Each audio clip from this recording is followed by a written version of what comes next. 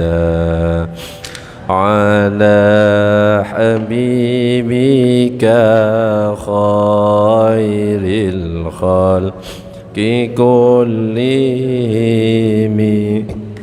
مولاي صل وسلم دائما أبدا على حبيبك خير الخلق كلهم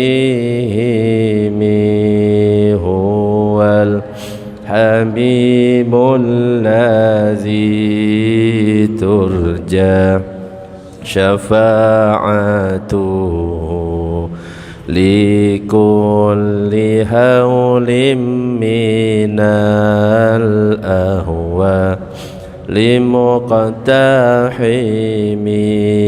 مولاي وسلم دائما أبدا على حبيبك خير الخلق كلهم يا ربي بالمصطفى بلغ مقاصدنا واغفر لنا ما مضى يا واسع الكرم. Assalamualaikum warahmatullahi wabarakatuh. Bismillah walhamdulillah wassalatu wassalamu ala rasulillah Sayyidina Muhammad ibn Abdillah wa ala alihi wa sahbihi wa man walah. La hawla wa la quwata illa billah, amma ba'du. Nawayna at-ta'alluma wat-ta'lim wat-tadhakkura wat-tadhkir wan-naf'a wal-intifa'a wal-ifadata wal-istifada wal-hath ala tamassuki bi kitabillahi wa sunnati rasulih wad-du'a ila al-huda wad-dalalata ala al-khair wa batigha'a wajhillah mardatihi wa qurbihi wa thawabihi subhanahu wa ta'ala ila hadratin nabiyil mustafa Muhammadin sallallahu alaihi wasallam. Al-Fatihah. A'udzu billahi minasy syaithanir rajim. Bismillahirrahmanirrahim. Alhamdulillahi rabbil alamin. Arrahmanir rahim. Maliki yaumiddin. Iyyaka na'budu wa iyyaka nasta'in. Ihdinas siratal mustaqim. Siratal ladzina an'amta 'alaihim ghairil maghdubi 'alaihim waladdallin. Amin. Para jamaah, Bapak Ibu yang dirahmati oleh Allah, alhamdulillah pada kesempatan malam ini kita masih diberikan kesehatan oleh Allah, masih diberikan kesempatan untuk bisa melaksanakan kewajiban kita, yaitu sholat maghrib, dan kita bersyukur karena kita bisa melaksanakan dengan berjamaah. Mudah-mudahan kita semuanya istiqomah dalam ketaatan kepada Allah, amin ya rabbal alamin. Para jamaah, Bapak Ibu yang dirahmati oleh Allah, pada kesempatan malam ini kita akan mengkaji kitab Lubabul Hadis, kitab yang ditulis oleh Asy-Syaikh Al-Allamah Jalaluddin As-Suyuti, yang biasa kita kenal dengan Imam Suyuti. Jadi kitab ini berisi kumpulan hadis. Ada 40 bab, masing bab itu ada 10 hadis. Jadi totalnya di kitab ini 40 kali 10, 400 hadis. Kalau kita berbicara tentang hadis, hadis itu bisa berupa ucapan Rasulullah, itu hadis. Perbuatan Rasulullah, itu hadis. Ketetapan Rasulullah, itu juga hadis. Ucapan, misalkan Rasulullah pernah mengatakan Iqra'ul Qur'an fa innahu ya'ti yaumal qiyamah syafi'an li ashabi. Bacalah Al-Quran karena nanti Al-Quran akan datang pada hari kiamat memberikan syafaat. Rasul mengucapkan sesuatu, memerintahkan sesuatu, itu hadis namanya. Atau Rasulullah pernah melakukan, jadi berupa perbuatan. Rasulullah ngajarkan kita cara sholat, takbirnya seperti ini, rukuknya seperti ini, sujudnya seperti ini, ketika mengucapkan salam Jadi ini berupa contoh perbuatan, itu juga hadis. Jadi hadis itu bisa berupa ucapan, bisa berupa perbuatan, juga bisa berupa ketetapan. Yang dimaksud dengan ketetapan, ada sahabat melakukan, kemudian Rasulullah melihat, Rasulullah nggak nyalahkan, Rasulullah diem atau bahkan memujinya. Contohnya adalah apa yang dilakukan oleh sahabat Bilal. Bilal itu punya kebiasaan selalu menjaga wudhu.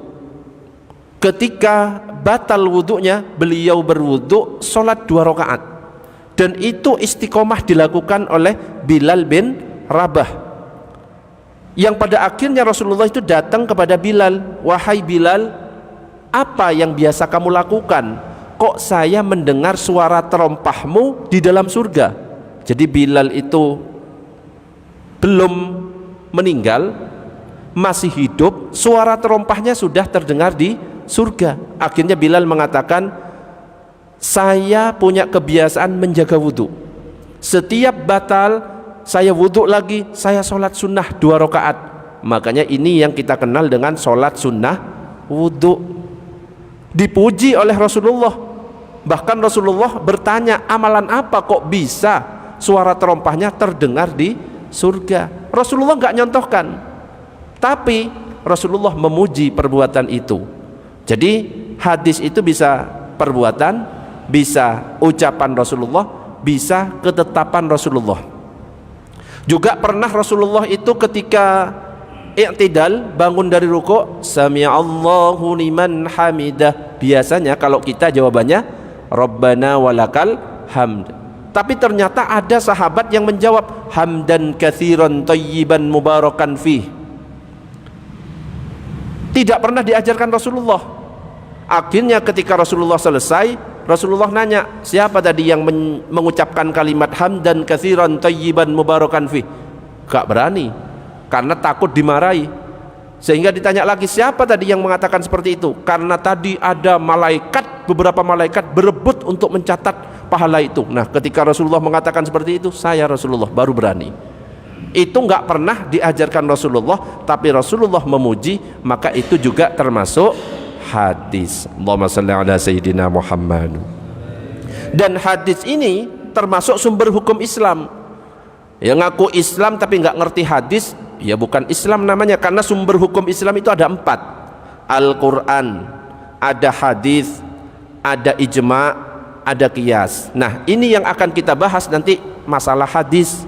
Ada 400 hadis yang ditulis oleh Imam Suyuti, nanti akan dijelaskan oleh Syekh Nawawi Al-Bantani, ulama Nusantara. Dan kalau kita berbicara hadis, hadis itu ada 4. Ada hadis sahih. Kalau hadis sahih ini yang meriwayatkan, yang menceritakan hadis itu bisa dipercaya, sehingga hadisnya benar, bisa diamalkan. Ada lagi yang kedua, ada hadis hasan, ini bisa diamalkan juga. Ada lagi yang ketiga, hadis dhaif. Dhaif ini lemah. Kalau hadis lemah, kalau tingkatannya tidak sangat lemah, hanya lemah biasa dan masih dikuatkan oleh hadis-hadis yang lain, bisa diamalkan untuk fadhailul a'mal, untuk keutamaan amal supaya orang lain semangat mengerjakan. Contoh, misalkan ada hadis membaca surat Al-Waqiah bisa membuat orang dijauhkan dari kefakiran. Itu hadisnya lemah. Tapi meskipun hadis lemah, ini bisa membuat orang semangat membaca Al-Quran. Kenapa? Ada perintah, ada dalil untuk kita perbanyak baca Al-Quran. Maka boleh diamalkan sebagai fadhailul a'mal. Nah, yang gak boleh disebut sebagai hadis adalah yang keempat, hadis palsu. Nah, kalau misalkan hadis palsu tidak boleh diamalkan. Biasanya kan banyak yang beredar, masuk bulan Rajab, masuk bulan Muharram, masuk bulan Sya'ban, besok masuk bulan Sya'ban. Barang siapa yang mengirim pesan ini ke 5 orang, maka dia akan dapat ini, dapat itu. Pernah dengar? Pernah lihat di WA? Nah, itu hadis palsu, jangan di-share. Siapa yang tidak mengirimkan kepada 5 orang, maka dia akan celaka. Itu hadis palsu. Apalagi kalau mengatasnamakan Nabi, itu berarti berdusta atas Nabi. Sudah berdusta kepada orang, berdusta atas nama Nabi. Nabi itu mengatakan man kadzaba alayya muta'ammidan falyatabawwa maq'adahu minan nar. Siapa yang berdusta atas namaku dengan sengaja, maka siapkan tempat duduknya di neraka. Allahumma shalli ala sayyidina Muhammad.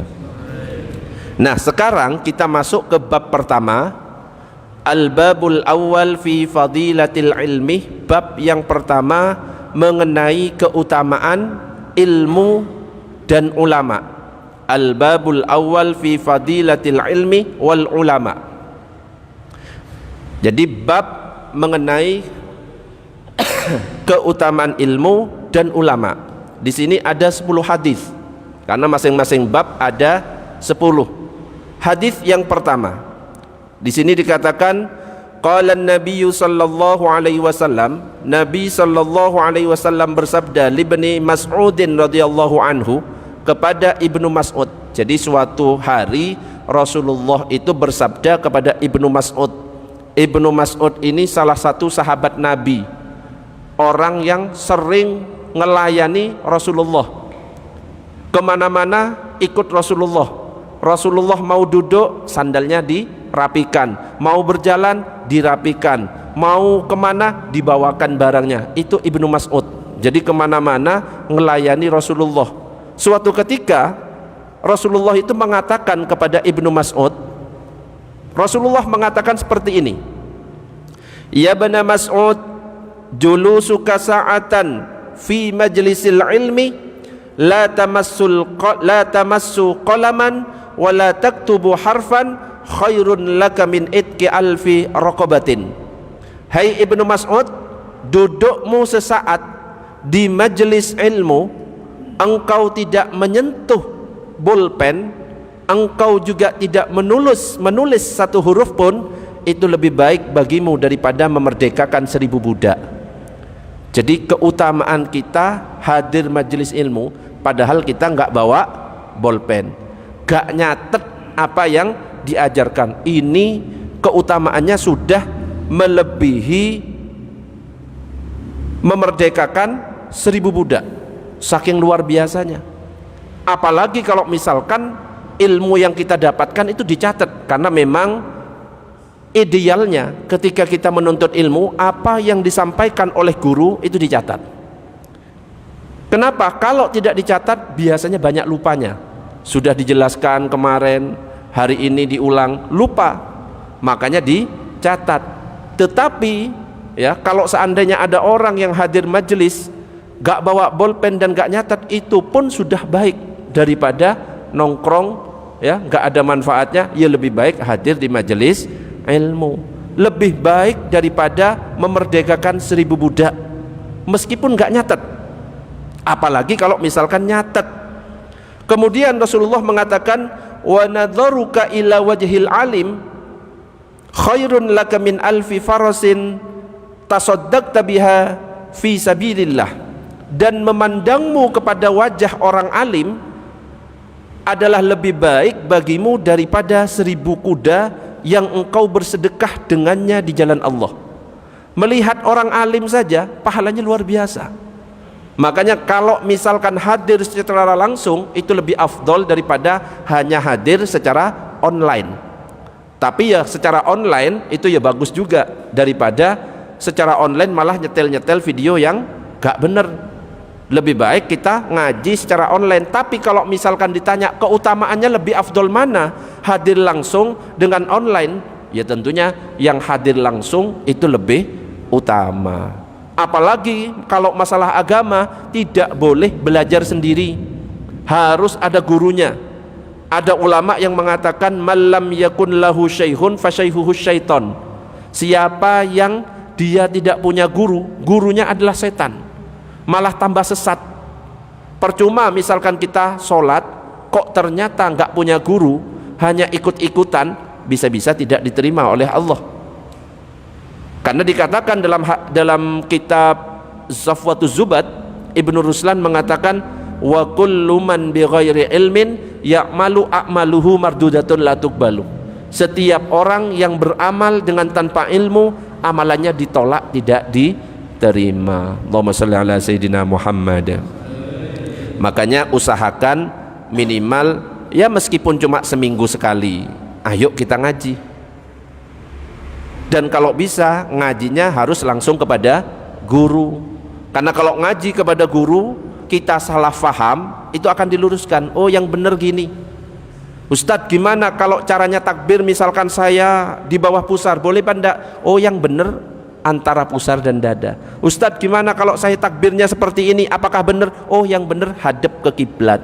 Ustadz gimana kalau misalkan saya sujud, saya mendahulukan tangan dulu apa lutut terlebih dahulu? Oh yang afdol dalam mazhab Syafi'i lutut terlebih dahulu. Ustadz gimana kalau misalkan saya sholat tidak membaca Al-Fatihah? Oh tidak sah. Gimana kalau misalkan saya nggak pakai basmalah? Oh tidak sah, karena basmalah adalah bagian dari surat Al-Fatihah, dan basmalah itu adalah ayat yang ke berapa? Ayat yang pertama. Makanya kalau sholat nggak pakai baca basmalah langsung, kalau dalam mazhab Syafi'i tidak sah. Allahu Akbar, Alhamdulillahi Rabbil Alamin. Kalau dalam mazhab kita, mazhab Syafi'i, sholatnya tidak sah. Kenapa? Ayat 1 tidak dibaca, yaitu Bismillahirrahmanirrahim. Sedangkan Al-Fatihah hukumnya wajib, termasuk rukun, harus dibaca. Kalau Bismillahnya tidak dibaca, berarti rukunnya tidak sempurna. Tapi ini kalau dalam mazhab Syafi'i. Kita nggak boleh nyalah-nyalahkan orang yang tidak pakai baca basmalah. Kita husnudzon, oh mungkin mereka pakai mazhab Maliki. Kalau mazhab Maliki nggak pakai basmalah. Allahu Akbar, Alhamdulillahi Rabbil Alamin. Nah kalau kita sendiri kita amalkan, oh saya harus pakai baca basmalah, karena basmalah adalah ayat pertama dari Al-Fatihah. La sholata liman lam yaqra' bi Fatihatil kitab. Tidak sah sholat seseorang tanpa baca Fatihah. Itu amalkan untuk kita yang bermadhab Syafi'i. Kalau yang lain wes urusannya yang lain, mungkin pakai pendapatnya Imam Malik atau imam-imam yang lain. Allahumma shalli ala sayyidina Muhammad. Wa salamuka 'alal alim khairun laka min ibadati alfi sanatin. Ucapan salammu kepada orang alim lebih baik bagimu daripada beribadah 1000 tahun. Mengucapkan salam, assalamualaikum, usahakan kalau ada orang alim dulukan. Meskipun orang alimnya ya nggak boleh, wah saya orang alim, harus dia yang, nggak boleh gitu juga. Itu namanya sombong, merasa lebih baik. Intinya kalau kita mengucapkan salam kepada orang alim, lebih baik bagimu daripada beribadah 1000 tahun. Hukum mengucapkan salam apa hukumnya? Hukumnya sunnah. Mengucapkan salam hukumnya sunnah, tapi menjawab salam hukumnya wajib. Kalau di ibadah-ibadah yang lain, pahala yang wajib lebih besar daripada yang sunnah. Sholat wajib duhur lebih besar daripada qobliyah dan ba'diyah. Khusus salam yang sunnah lebih besar daripada yang wajib. Jadi pahala orang yang mengucapkan salam padahal sunnah hukumnya, itu lebih besar daripada orang yang menjawabnya padahal hukumnya wajib. Makanya usahakan kita yang terlebih dahulu mengucapkan salam, karena itu lebih besar pahalanya daripada menjawab. Allahumma shalli ala sayyidina Muhammad. Ada lagi dalam hadis yang lain dikatakan, man masya ila halaqati alimin kana lahu bi kulli khutwatin mi'atu hasanatin fa idza jalasa indahu wastama'a ma yaqul kana lahu bi kulli kalimatin hasanah. Siapa saja yang berjalan menuju majelis orang alim, maka baginya untuk setiap langkah memperoleh 100 kebaikan. Lalu apabila dia duduk di dekat orang alim itu dan mendengarkan apa yang diucapkan, maka baginya untuk setiap kalimat diberi 1 kebaikan. Mudah-mudahan kita semuanya istiqomah, amin ya rabbal alamin. Ini hadis yang pertama. Sebelum saya lanjutkan, sampai di hadis pertama ada pertanyaan? Monggo silakan Pak. Seumpama si makmum itu, imam makmum tidak, si makmum itu tidak belum selesai membaca Fatihah dan imamnya itu sudah rukuk, apakah harus ikut rukuk atau diselesaikan? Ya, apabila makmum membaca Al-Fatihah dan belum selesai, imamnya sudah ruku, kebetulan imamnya bacanya surat Al-Ikhlas, jadinya pendek, betul nggih? Bismillahirrahmanirrahim. Qul huwallahu ahad, Allahus samad, lam yalid wa lam yulad wa lam yakul lahu kufuwan ahad. Ruku, Allahu akbar, kita sik baca iyyaka na'budu wa iyyaka nasta'in ihdinas siratal mustaqim. Apakah kita selesaikan atau ikut ruku?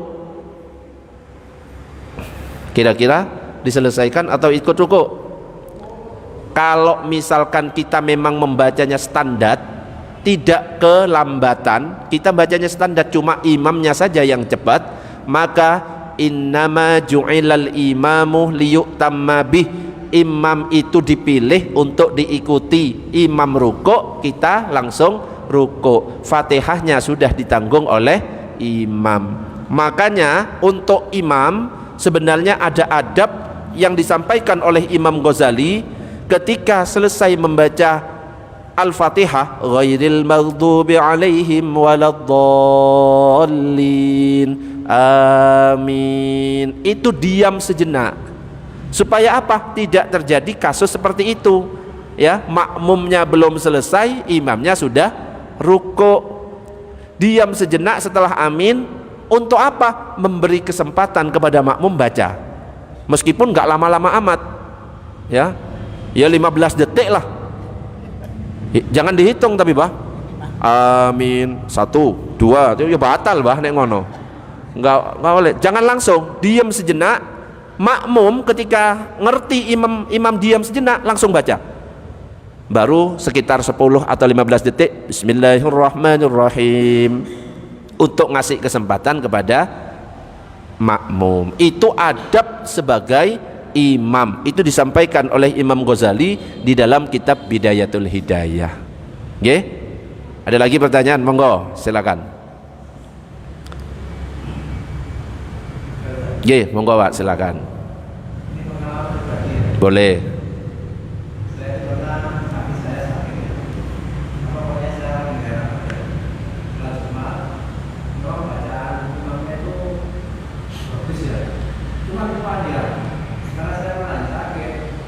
Duduk.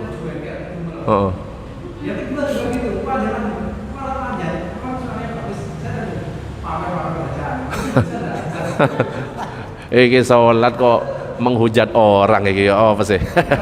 Ya betul, ya, ya sama, bukan bapak saja, saya gitu, iki panjang banget ini. Jadi kalau kita itu jadi imam, ini adab juga nanti disampaikan, dilihat makmumnya. Kalau memang makmumnya itu khusus, ya mungkin semua makmumnya adalah penghafal Al-Quran yang lagi memurojaah, seneng aja. Lah kalau modelnya kayak saya, kayak iki ya gak bisa dipanjang-panjangkan, yang dibaca Al-Baqarah ayat 1 sampai 25, ya pasti grundel, justru yang dosa si imam. Tapi ya juga dosa makmumnya kalau oh iki pamer, dosa juga ya. Oh kok imam deh kayak gitu kan. Imam itu gak boleh seperti itu. Pernah suatu ketika ada sahabat ngimami lama gak selesai-selesai, rakaat pertama, rakaat kedua, dilaporkan kepada Rasulullah, ya Rasulullah, si fulan ini ngimami gak selesai-selesai, yang dibaca panjang-panjang, rakaat 1 panjang, rakaat 2 panjang. Dipanggil oleh Rasulullah, hei kamu itu mau menimbulkan fitnah. Nah, kan hasilnya kan kayak gitu. Akhirnya orang-orang jengkel, akhirnya ditengeri, oh kalau iki wah iki ojo iki, apalagi ngimami tarawih, ojo iki ojo. Akhirnya nyari musola lain. Makanya untuk para imam, kalau ngimami gak usah panjang-panjang. Kalau sholat sendirian silahkan sak puase, ya.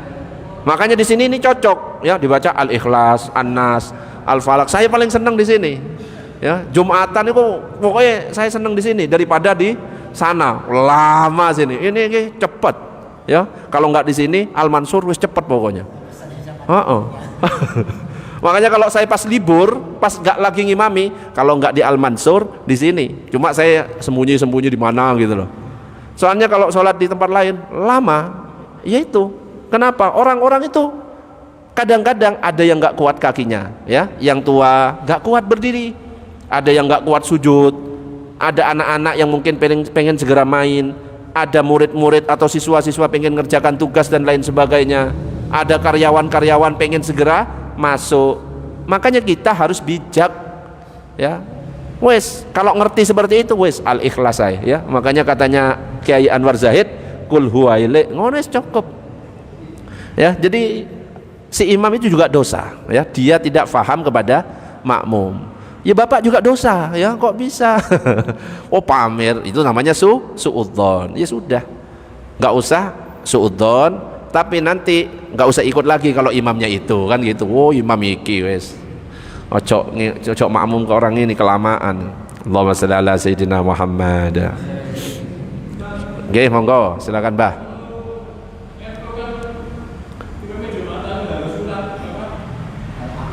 Al-A'la, Al-Ghasiyah. Ya, salah satu kesunahan ketika ngimami Jumat, ketika ngimami Idul Fitri, Idul Adha adalah di rakaat pertama membaca surat Al-A'la, di rakaat kedua membaca surat Al-Ghasiyah. Itu sunnah. Apakah lantas gak boleh membaca surat yang lain? Boleh. Wong gak baca surat aja sah benda? Sah. Surat itu hukumnya sunnah, tapi kalau sengaja kita tinggalkan makruh. Ya, jadi memang sunnahnya Al-A'la Al-Ghasiyah. Tapi boleh membaca surat At-Tin, terus satunya Al-Ikhlas. Boleh. Itu juga sunnah. Ya, karena apa? Surat pendek sunnah. Tapi yang paling afdol Al-A'la Al-Ghasiyah. Salat qobliyah subuh Rasulullah nyontohkan, rakaat pertama Al-Kafirun, rakaat kedua Al-Ikhlas. Apakah boleh baca surat yang lain At-Takatsur sama Al-Asr? Boleh, tetap dapat pahala. Cuma yang afdol yang dicontohkan oleh Rasul. Boleh, bebas. Tapi afdolnya Al-A'la Al-Ghasiyah. Kok ada imam baca cuma satu huruf? Bismillahirrahmanirrahim. Nun. Allahu Akbar. Sah benda? Sah. Cuma iki opo sih? Yasin. Loh, ya sah. Bahkan kalau dalam mazhab Hanafi, tidak dianjurkan, gak wajib baca Fatihah. Ini mazhab Hanafi. Bacanya apa? Ma tayassara minal Quran, yang mudah dari Al-Quran, silahkan dipilih. Allahu Akbar. Gak wajib Fatihah itu kalau mazhab Hanafi. Bismillahirrahmanirrahim. Alif Lam Mim. Allahu Akbar, sah. Tapi mazhab Hanafi. Tapi kalau dipraktekkan di sini, ya namanya nggak bijak. Kenapa? Jamaah kan belum tentu tahu tentang pendapatnya mazhab Hanafi. Taunya adalah mazhab Syafi'i, yaitu harus ada surat Al-Fatihah. Kita sesuai dengan kebiasaan saja. Ya bagai? Saya jawab sana. Allahumma shalli ala sayyidina Muhammad. Ada lagi pertanyaan, monggo. Lanjut. Ini baru hadis pertama. Hadis yang kedua. Wa qala sallallahu alaihi wasallam, Nabi Muhammad sallallahu alaihi wasallam bersabda, Fakihun wahidun mutawarri'un asyaddu 'ala syaitan min alfi 'abidin mujtahidin jahilin wari'in. Satu orang fakih yang warok itu lebih berat bagi syaitan dibandingkan 1000 orang ahli ibadah yang bersungguh-sungguh, yang bodoh dan warok. Dalam hadis yang lain dikatakan Fakihun wahidun asyaddu 'ala syaitan min alfi 'abidin. Satu orang fakih lebih berat bagi syaitan daripada 1000 orang ahli ibadah. Jadi ternyata satu orang yang fakih itu dia faham agama lebih baik daripada 1000 ahli ibadah tapi dia gak ngerti. Kenapa? Karena orang yang faqih ngerti tentang tata cara ibadah, dia sholat 2 rakaat karena dia ngerti tentang syarat sahnya, rukun-rukunnya, sah, bisa diterima. Tapi kalau orang yang dia cuma ahli ibadah tapi nggak ngerti ilmunya, sholatnya 1000 rakaat, kalau nggak ngerti ilmunya, diterima atau sah? Diterima atau ditolak? Ya ditolak. Makanya tadi saya sampaikan, wa kullu man bighairi ilmin ya'malu a'maluhu mardudatun la tuqbalu. Setiap orang yang beramal tanpa ilmu, amalannya ditolak. Makanya perlu kita ketika mau mengerjakan sesuatu ngerti ilmunya. Kalau nggak ngerti, tanya langsung ke ustadz, ke kiai, ke siapa saja, yang penting tanya. Tapi usahakan ketika bertanya, cari kiai atau ustadz yang dia itu ahli sunnah wal jamaah. Jangan yang mudah nyalahkan. Nanya ke yang mudah nyalahkan, ustadz gimana hukum tahlilan? Haram, bid'ah. Ya kono akhirnya. Tanya ke yang bijak. Boleh, kalau anda mau tahlilan silahkan, kalau anda nggak mau tahlilan juga nggak apa-apa. Gitu, cari yang bijak. Islam itu adalah agama yang ramah, bukan agama yang marah-marah. Jadi kalau memang ada beberapa pendapat yang berbeda, sampaikan. Oh, kalau pendapat ini begini. Oh, kalau pendapat yang ini begitu. Sehingga orang itu tidak mudah menyalahkan. Itu hadis yang kedua. Hadis yang ketiga, wa qala sallallahu alaihi wasallam, Nabi Muhammad sallallahu alaihi wasallam bersabda, fadlul alim 'alal 'abid ka fadlil qamari lailatil badri 'ala sairil kawakib. Keutamaan orang alim atas ahli ibadah seperti keutamaan bulan di malam purnama atas seluruh bintang-bintang. Coba, orang alim dengan orang ahli ibadah seperti bulan purnama dengan bintang-bintang, berarti lebih terang, lebih utama orang yang faqih, yang alim. Jadi kita jangan cuma sibuk ibadah tapi nggak ngerti ilmunya, percuma nanti ya. Tapi harus ngerti ilmunya sehingga ibadah kita tidak ditolak oleh Allah Subhanahu wa ta'ala.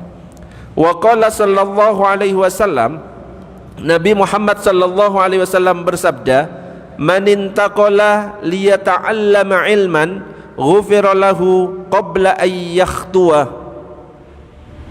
Nabi Muhammad bersabda, siapa saja yang berpindah untuk menuntut ilmu, maka diberikan ampunan baginya sebelum dia melangkah.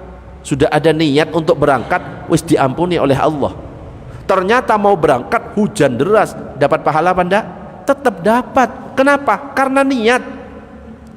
Innamal a'malu bin niat wa innamal likulli imri'in ma nawa. Setiap orang akan mendapatkan pahala tergantung niatnya. Kita misalkan tidur, sebelum tidur kita niat, saya nanti mau sholat tahajud. Lah kok ternyata jam beker sudah disiapkan, alarm sudah siap, tidurnya sudah tidak terlalu malam, sudah pakai niat, kok bablas bangunnya jam 4 waktu azan subuh, tidak sempat sholat tahajud, tetap dapat pahala. Kenapa? Karena niat. Tapi kalau misalkan niatnya saya nanti tahajud tapi tidurnya jam 1 malam, alarm sengaja nggak dinyalakan, itu niat apa enggak? Ya nggak niat, cuma omongan aja itu. Kalau memang niat berarti dia mempersiapkan, tidurnya nggak terlalu malam, alarm sudah disiapkan. Masalah bablas nanti ya dilihat saja nanti. Itu. Yang kelima, wa qala sallallahu alaihi wasallam, Nabi bersabda, akrimul ulama, muliakanlah oleh kalian para ulama, fa innahum indallahi kurama, karena sesungguhnya mereka di sisi Allah adalah orang-orang yang mulia. Makramun, lagi orang-orang yang dimuliakan. Jadi jangan sampai kita menghujat para ulama meskipun mereka itu berbeda pendapat dengan yang kita pakai. Oh, ini mengatakan seperti ini, terus kita hujat, ini sesat dan lain sebagainya. Jangan. Ya, kenapa? Para ulama itu pewaris Nabi. Al ulama warasatul anbiya. Ulama pewaris Nabi. Kalau misalkan kita menghina ulama, secara tidak langsung yang dihina adalah yang punya warisan. yaitu Rasulullah. Jadi kalau misalkan antara ulama itu beda, itu sudah wajar. Ini dicontohkan oleh ulama 4 mazhab beda, tapi meskipun beda, mereka itu saling menghormati. Imam Syafi'i berpendapat kunut subuh sunnah, tapi suatu ketika mampir di masjid yang itu bermazhab Hanafi yang mengatakan kunut subuh tidak sunnah. Ternyata waktu mampir di situ Imam Syafi'i dipersilahkan untuk jadi imam sholat subuh. Santri-santrinya Imam Syafi'i sudah mengatakan, wah ini akan jadi sejarah. Orang-orang yang bermazhab Hanafi yang biasanya tidak kunut akan kunut di belakangnya Imam Syafi'i. Ternyata ketika sholat Imam Syafi'i di rakaat kedua habis dari ruku' sami Allahu liman hamidah langsung sujud Allahu Akbar. Imam Syafi'i yang pendapatnya kunut subuh sunnah ternyata tidak kunut. Ditanya oleh santri-santrinya, wahai imam, kenapa engkau kok tidak kunut? Saya menghormati Imam Hanafi yang berpendapat bahwa kunut subuh tidak sunnah. Jadi kalau ulama meskipun berbeda saling menghormati. Makanya kita begitu. Kalau misalkan kita beda, mungkin ada yang takbirnya di atas sini, ya sudah nggak apa-apa, silahkan. Dia mungkin punya rujukan. Ada yang di bawah pusar, ada yang kita mazhab Syafi'i antara pusar dan dada, bahkan ada yang di pinggir seperti ini. Pernah lihat? Allahu Akbar. Sudah biarkan, itu semuanya sah. Cuma kita pakai pendapatnya Imam Syafi'i yang antara pusar dan dada. Bahkan ada yang diputar, betul. Allah. Ada yang ngelihat seperti itu? Ada. Untungnya cuma diputar, nggak pakai dijilat, dicelupin, ya. Allahu Akbar. Itu kalau 3 gerakan batal itu sholatnya. Karena kalau sholat tidak boleh 3 gerakan atau lebih. Imam batal yang tepat di belakangnya ketika jalan gak boleh langsung jalan seperti jalan biasa, tapi harus seperti paskibraka. 1 tutup, 2 tutup, 3 tutup sampai di sini. Tapi nggak usah dihitung, ya, jalan aja tutup. Nanti dihitung beneran, ya. Ya batal juga kalau kayak gitu. Allahumma shalli ala sayyidina Muhammad. Ada pertanyaan? Monggo, silakan. Kanan. Seandainya kiri tetap sah, ya. Yang penting tidak jalan biasa. Jalan biasa ini seperti ini, Zam. Kamu berdiri di soft situ, Zam. Nah, di situ. Misalkan ada yang batal di sini, kan keluar. Jalan biasa. Terus jalannya. Ah, ini batal. Tapi jalannya maju yang kanan, Zam. 1 tutup dulu. Ya. 1 tutup dulu. Masih belum lurus, terus saja. 1 tutup. Sudah, kalau sudah di tempat. Imamnya minggir. Kalau ini ada tembusan, boleh lewat tembusan. Kalau nggak ada, boleh lewat di depannya makmum. Dan makmum jangan menutup. Ayo, ayo, nggak boleh lewat depan. Akhirnya imamnya bingung. Akhirnya duduk-duduk di sini kan. Wes tak tungguin. Nggak apa-apa, karena dalam keadaan darurat dan nggak ada tempat untuk lewat, ya. Tapi kalau ada tembusan itu bagus, tembus. Ini nembus rumahnya Abah Mutarom, ya. Ya.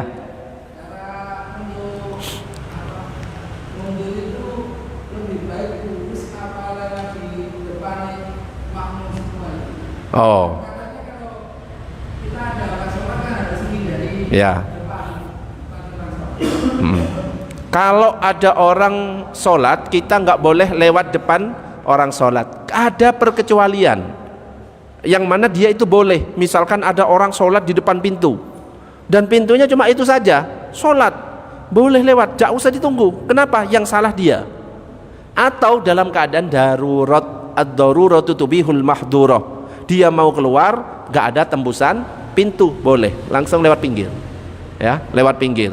Jangan nembus ke tengah, khawatirnya malah susah. Pinggir, lewat pinggir keluar, nggak apa-apa meskipun lewat di depan, karena posisi dalam keadaan darurat, bukan apa namanya, bukan yang misalkan sholat di sini ya sendirian, kan banyak jalan.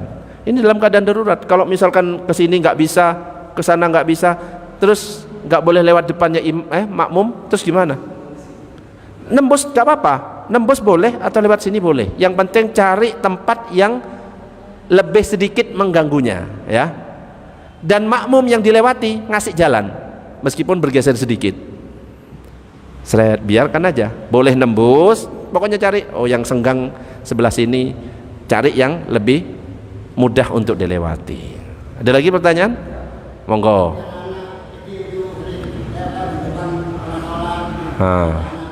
Anak kecil.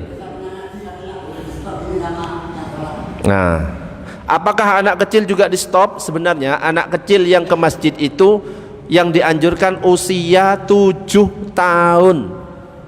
Di bawah 7 tahun itu belum masuk usia tamyiz. Tamyiz itu dia itu ngerti, pinter, ngerti ini boleh, ngerti ini tidak boleh, ngerti kalau misalkan lari-lari di masjid gak boleh. Itu namanya tamyiz. Tamyiz itu perkiraannya usianya 7 tahun. Itu yang dianjurkan. Kalau seandainya di bawah 7 tahun tidak dianjurkan, tapi bukan tidak boleh, boleh dengan syarat didampingi. Lah kok ini malah ada anak-anak kecil? Kalau anak kecil yang belum balik gak usah di stop. Kalau anak kecil yang belum balik jangan di stop. Yang di stop sing balik stop. Kalau anak kecil biarkan. Tapi nanti orang tuanya kasih tahu, anaknya tolong dijaga, ya. Ada lagi? Monggo. Ini kemarin waktu kita sholat Id Idul Adha, di tengah-tengah sholat itu kan ada HP bunyi ya. HP bunyi sampai selesai. matinya HP itu kan boleh. Mematikan HP saat sholat apakah boleh? Boleh. Jika itu kalau dibiarkan malah mengganggu jamaah yang lain, boleh. Tapi pelan-pelan. Ya, jangan sembarangan. Ngene di password pelan-pelan, ya. Dicicil ngambilnya. Titit ambil, pegang dulu. Buka dulu. Jadi gerakan jangan terlalu banyak. Jadi pelan. Misalkan di kantong sini, sendekap, bunyi. Ambil, istirahat dulu. Lihat. Cet. Balik lagi, masukkan. Sama seperti ketika kita menggaruk ketika gatal, nggak boleh langsung gini, itu batal. Caranya dua, dicicil atau pakai gerakan kecil. Kalau dicicil seperti ini, 1, 2, gak nyampe 3 kan, gatal lagi, boleh lagi 1, 2. Atau dengan gerakan kecil, ada gerakan kecil, ada gerakan besar. Ini kalau gerakan kecil, ini nggak boleh gerak, tapi yang gerak ini saja, ini boleh. Meskipun sampai 100 nggak boleh. Yang nggak boleh kalau yang jadi ininya saja. Jadi 2 cara. Ada lagi pertanyaan? Monggo.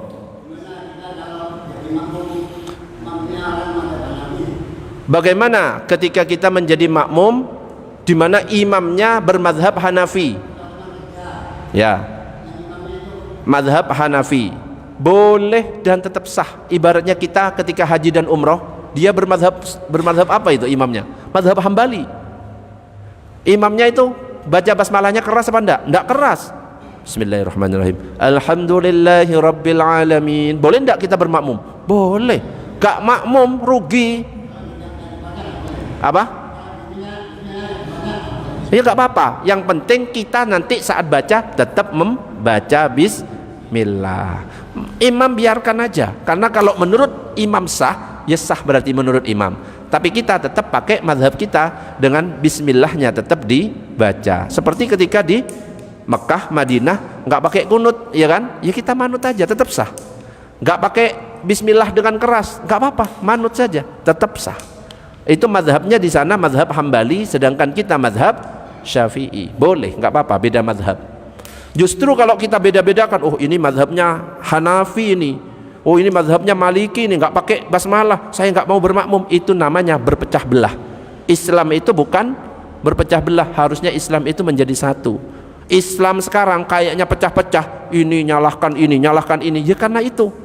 Jadi nggak usah dibesar-besarkan masalah perbedaan. Yang penting beda boleh, yang nggak boleh itu berpecah belah, saling hormat menghormati saja.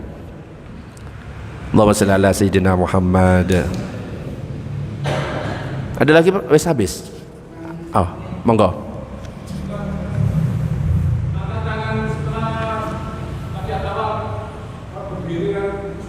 Ya. Ha-ha.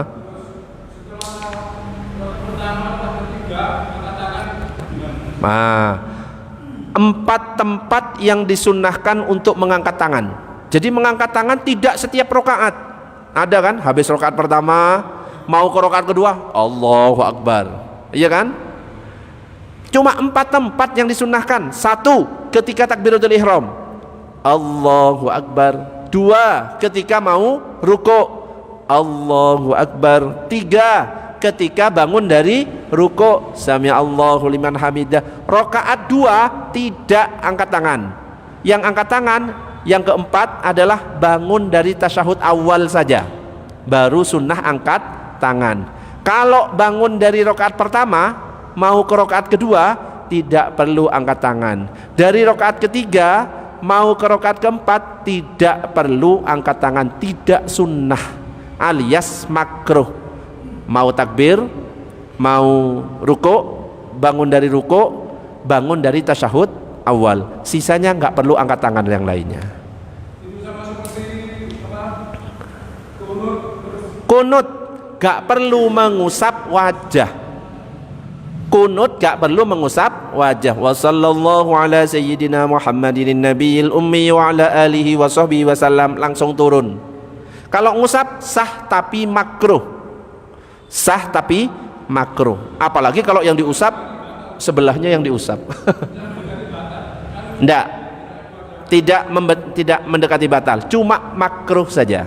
Ya, tapi yang sunnah tidak mengusap. Kalau kenapa kok makruh? Nambah gerakan, ya.